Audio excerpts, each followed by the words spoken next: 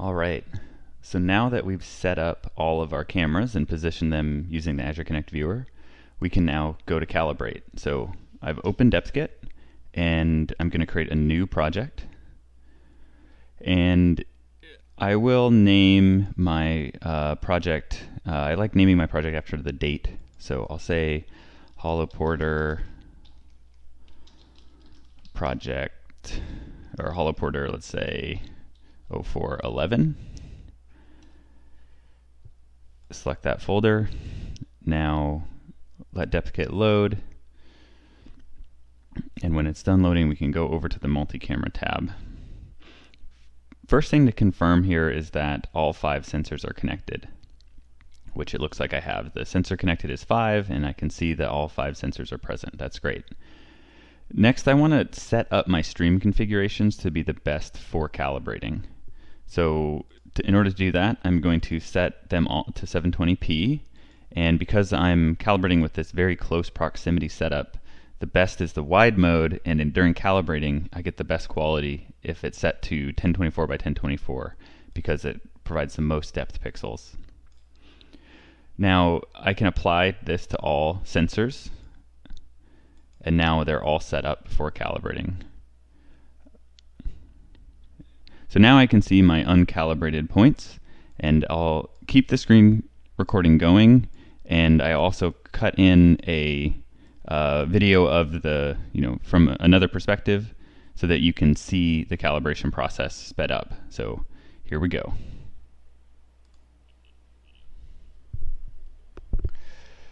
So when calibrating for this close proximity desktop setup, the general principle is to link 2 sensors together at a time and take 2 samples on 2 different levels for each sensor.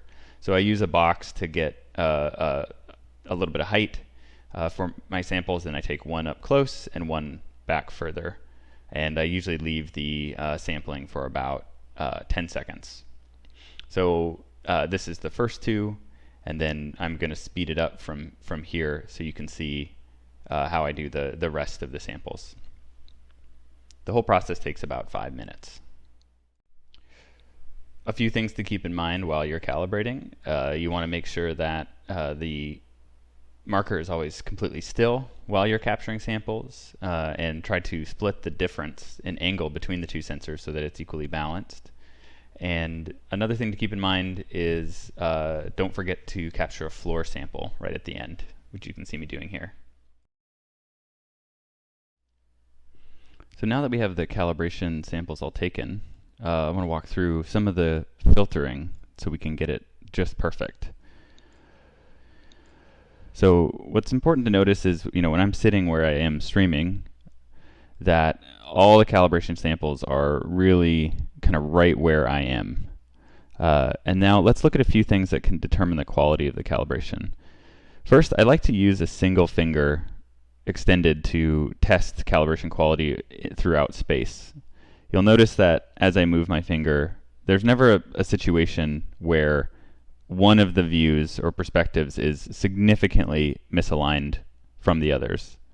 Now, when you look closely, you can see that there is some shadowing. That's not a perfect reconstruction, but some of that is to do with the way the sensors perceive skin, and we'll fix that later on. But for the most part, this looks really good. I have a few tools here to help refine the calibration. So I'm going to leave my finger extended, and I'm actually going to try to get as aggressive as possible on the angle of incident and the sample deviation threshold without breaking the links. So I'll start to move this sensor down, and you can see as I start to filter, some of the samples start to disappear. And if I go too far, you can see I unlink the calibration. Now it's no longer calibrated. So I want to pull it back from that so that they stay all linked. This makes sure that only the highest quality samples are being used. The same is true for angle of incidence. You can see as I start to pull it down, the calibration changes and then will become unlinked. Usually anything under 50 is okay. I'll put it here around 40.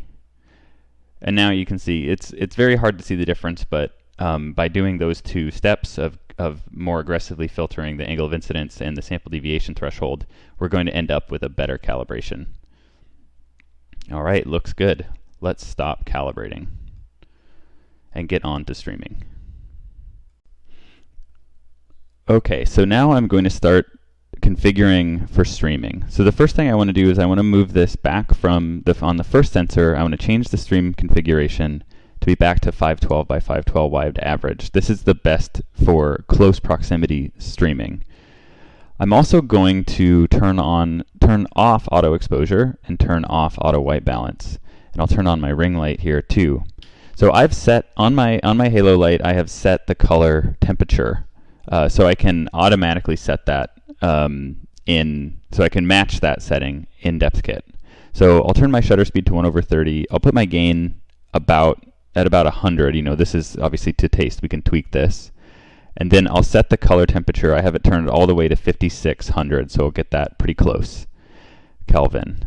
And then I'll leave all these other settings the same. So just to review, 720p color resolution stays. 512 by 512 is the best depth mode for this close proximity setting.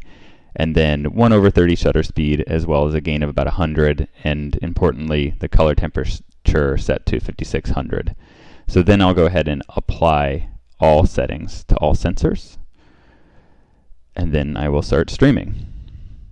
Great. So that creates a pretty good looking image where, you know, my skin tones look, you know, very vibrant, a nice balance, and, you know, the blue of my shirt is very blue. So again, I can, you know, test my calibration by holding up a single finger. Calibration's still looking good. Nothing's changed there. And then you'll notice that I can see the whole environment around me. So I definitely don't want to stream all of this. You know, in my Unity scene, I have actually scanned my environment to cover, you know, this aspect of things, being able to display the room. And this is a very incomplete scan because it's just from a few perspectives. So I'm going to go sensor to sensor now and pull in the depth preview range so that I'm isolating myself as best as possible without cutting anything off. So you can see I'll start to pull this in. And now I'm pulling in that back. And if I go you know, I'm looking at the floor right here, and I'll pull it till just the floor disappears. Go to the next sensor, start to do the same thing, pulling that in until the floor disappears, you see right here. Same with the next one. Stop right there. You can see I've left that little bit of floor. That's okay. We'll be able to crop that out in Unity. Pulling in this sensor, same thing. Get it till it just is close. You know, I don't want to start cropping my hand here, so I'll pull it in till that doesn't happen.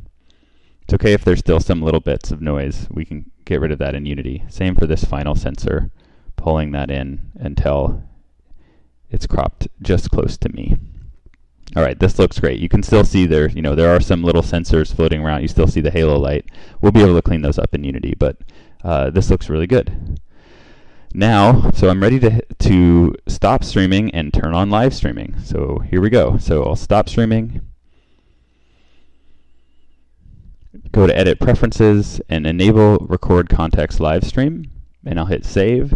And now the next time I'm streaming, you'll see that live streaming is enabled. And notice that these depth preview ranges are now disabled. If you change those after turning on live streaming, it'll change the metadata, which will break the quality of the capture. So we disable those proactively.